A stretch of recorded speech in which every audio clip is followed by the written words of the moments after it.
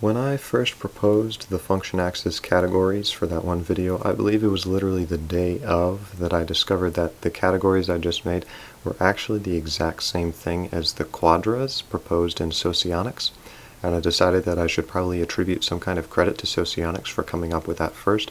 I mentioned this because the first thing that has struck me about Socionics is how often my own understanding and organization of Jung's theories over time have accidentally coincided with Socionics theories. Definitely not all the time, but I was just surprised at how often that was.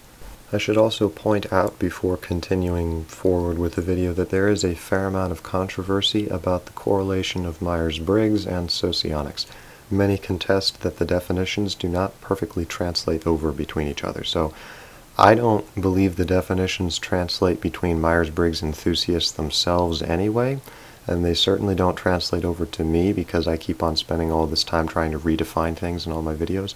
So as far as I'm concerned, and I might be wrong, but the elements of Socionics and Myers-Briggs are compatible, and the structures of Socionics can be applied to Myers-Briggs personalities to gain greater insight into them without too much problem. I think it's also important to note here that while Jung's original ideas were rather organic, in my opinion, Socionics from the start has a more mechanized mathematical feel to it than Jung, describing things more like chemical or purely logical processes rather than willful, sentient mental processes. This is by no means a criticism, but I think it is an important distinction to make. Socionics seems to me to be conceived as more of a mathematical system, from which we can draw perfect conclusions that are imperfectly paralleled in reality, while Jung's psychological types, though it also has this introverted thinking bent to it, at least labors to appear very empirical and give more weight to the data than to the theory representing it. Now, Socionics was developed, as nearly every website makes sure to tell me, in the 1970s and 1980s, primarily by, but evidently not limited to, the Lithuanian researcher Austra Augustinavičiūtė. Austra Augustinavičiūtė. It was essentially a combination of Jung's work and psychological types with some other fellow, Antony dang it. Socionics was developed, as nearly as every website measures to tell me, in the 1970s and 1980s, primarily but not limited to, the Lithuanian researcher Austra. It was essentially a combination of Jung's work and psychological types with this other fellow researcher's Antony theory of information metabolism. Information metabolism is essentially what it sounds like. It discusses how the human psyche takes in and digests information presented from the environment. Combine this with the idea of Jung's work and what you get is Socionics, which claims that all information can be divided into 8 kinds, called information elements, which each correspond with one of the 8 Jungian functions designed to process it. While in the original Jung, as Muhammad al-Shafei, as M.A. has pointed out, or at least this is how I understand it, so be sure to correct me if this is not a proper way to present it. The attitudes and the functions were very much separate in the original Jung, with the attitudes defining the general nature of a person's consciousness and unconsciousness in which the functions played out, and thus each gained either an extroverted or an introverted character. Socionics, opposed to this, glues the attitudes to the functions and considers them as 8 different separate processes that interact with each other. Now I should point out that as far as I understand, I don't believe Myers also glued them together like Socionics did, but she more standardized the way that the attitudes and functions interacted in order to form the functional stack. That's just how I understand it as a non-expert. Socionics formed them into actual block processes independent of each other. Now, with these processes, we can form 16 sociotypes, which are the same in functional structure as Myers' personality types. Depending on the way that the functions stack, this alters the exact way in which the information is processed by the type as a whole, as well as how it interacts with other types and situations in general. This is where Socionics' famous intertype relations theory begins, because it describes the essentially mathematical interactions of the different function stacks with each other. But coming back to the information elements, each element represents a different aspect of reality that can be processed by the human mind. Asra actually related the information elements, and thus their corresponding cognitive functions, to objective aspects of reality such as energy, space, time, and matter. Later socionists standardized these correlations and related matter to thinking, energy to feeling, space to sensation, and time to intuition. I personally find these really fascinating correlations to use, but that's not essential to understanding the theory. I just thought I would point it out. Asra, in any case, introduced a method of notation for denoting the functions. The square is thinking, polygon is feeling, the circle is sensation, and the triangle is intuition. If the symbols are black, it is extroverted, while if it is white, it is introverted. However, I should also note here that Socionics does not refer to thinking and feeling as thinking and feeling, but calls them logic and ethics, respectively, which is one reason some claim incompatibility with Myers. Now, as far as I define thinking and feeling, logic and ethics aren't really that far off.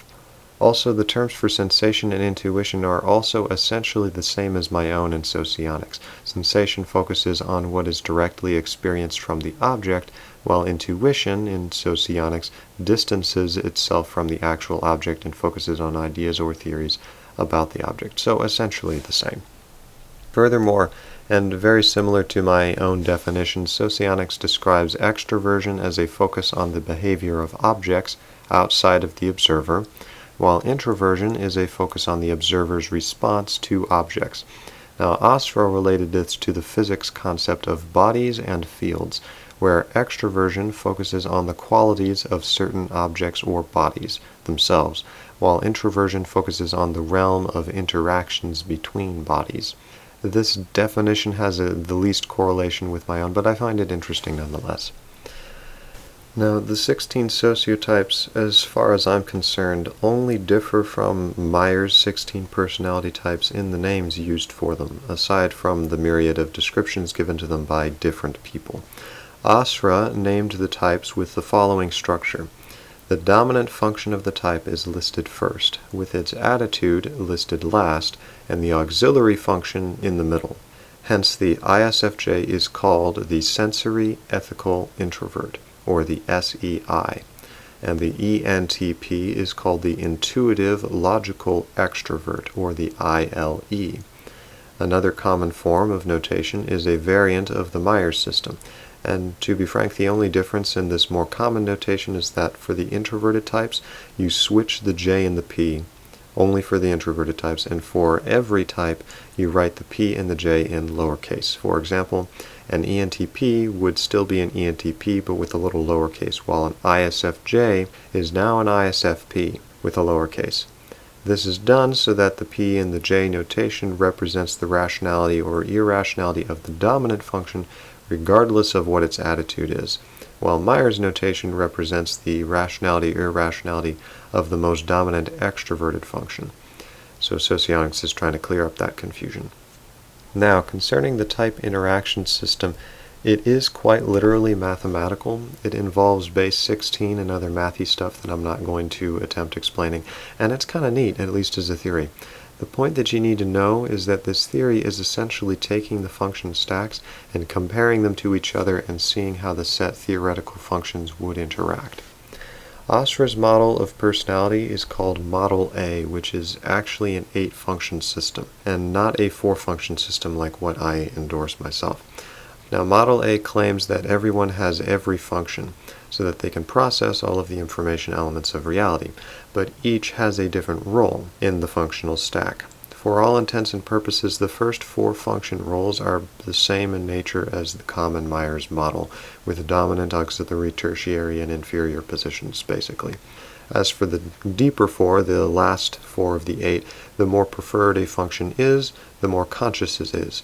And these last 4 functions are all essentially unconscious and unnoticeable. Now, the difference is, however, that in INFJ and Socionics, called an IEI, would have introverted intuition and extroverted feeling as the top 2, but then directly after that would be extroverted thinking and introverted sensation, then introverted thinking and extroverted sensation, and then extroverted intuition and introverted feeling. The reason for this is because Asra further organizes these 8 roles into 4 blocks, which some of you may have heard referenced by Yegor in the comments. There's the ego block, which contains the first and second functions. The superego contains the third and fourth. The superid contains 5 and 6, and the id contains 7 and 8. The ego and id blocks are the strongest blocks. By that I mean that the first and second functions and the 7 and 8 functions, despite the 7 and 8 functions being totally unconscious, are still the most naturally used by the personality. This block organization creates the following diagram for the types, which leads us into the theory of intertype relations, as these blocks are pitted against each other. Because of the very logical structure of the theory already, the intertype relations form themselves into 16 distinct roles, resulting from certain patterns of block interaction. Now you may have noticed that the pattern of sociotype structure is like this. You've got your first 2 functions for the ego block, and the attitude opposites for those functions in the id block. This same pattern is repeated for the middle functions to make these superblocks.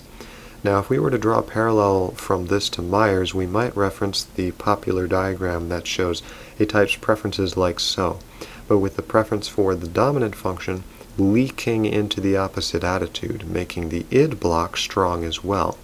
Thus, according to Socionics, the ESTJ, or LSE, is functionally strongest in thinking and sensation, and weakest in feeling and intuition, regardless of the attitude. Now, to give an example of how sociotypes interact, let me show the IEI, or the INFJ, interaction with its supposedly most optimal partner, called the dual relationship, the SLE-ESTP. The reason Socionics supposes that these types can have the most rewarding long-term relationship as far as their types are concerned is because their strong and weak blocks are perfectly swapped. The IEI prefers intuition and feeling in the ego and the id blocks, while the SLE prefers sensation and thinking in those blocks. Thus, they can theoretically compensate perfectly for each other, the one's ego block bolstering the other's unconscious super-id block, without needing to call it out or directly confront it. It just happens naturally, it's almost unconscious. The same process occurs between the superego and the id blocks. There are 15 other intertype roles defined by the system, but I will not be going over them in depth in this video, but I will be saving those for another video at another time. A few more things before I end this introduction. Socionists have come up with several different ways of organizing the types.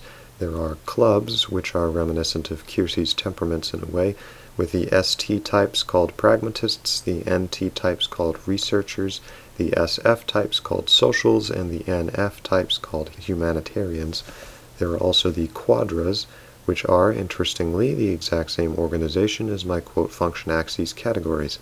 What I call the philosophers are group alpha, the saints are group beta, the royals are group gamma, and the free spirits are group delta.